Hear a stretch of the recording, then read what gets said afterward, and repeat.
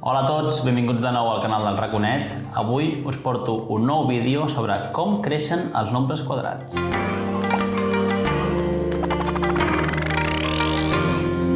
Bueno, primer de tot parlem de què és un nombre quadrat.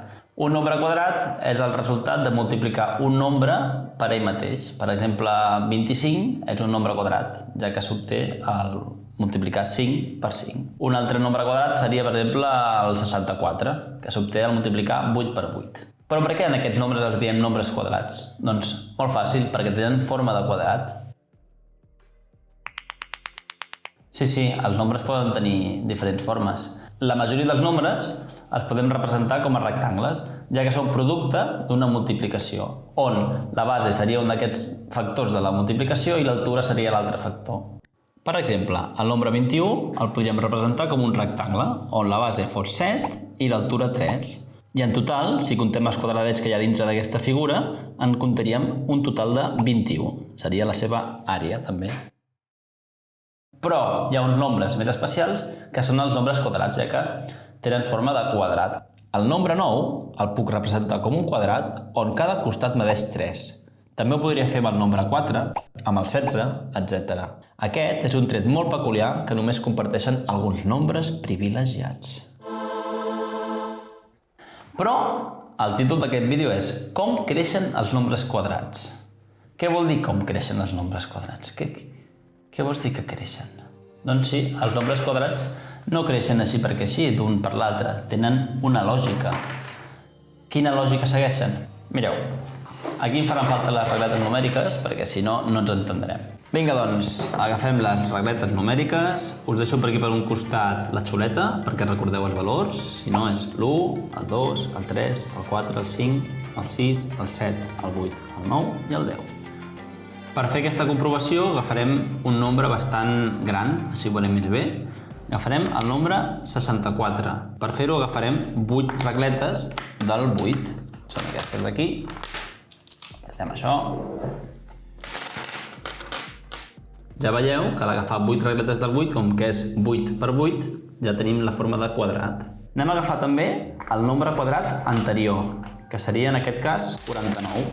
Que el representaríem amb 7 regletes del nombre 7. Aquí tenim el nombre 49 i el nombre 64. La pregunta és, com passem d'un quadrat al següent?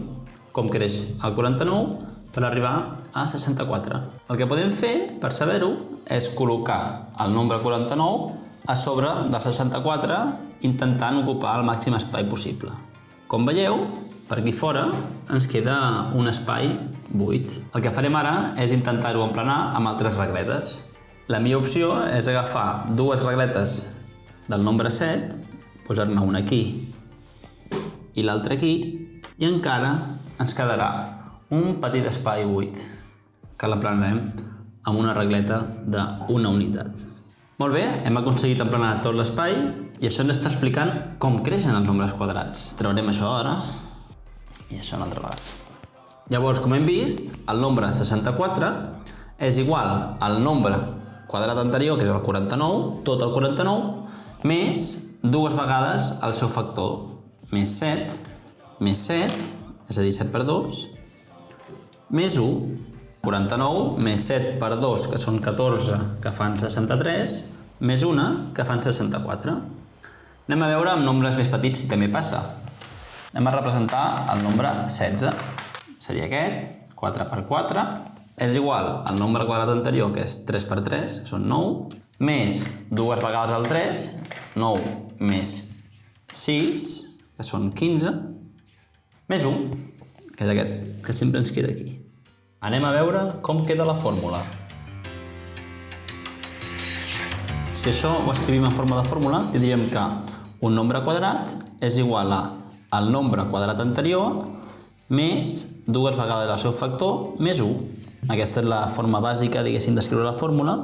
I la fórmula més complexa seria n més 1 al quadrat és igual a n al quadrat més 2 per n més 1.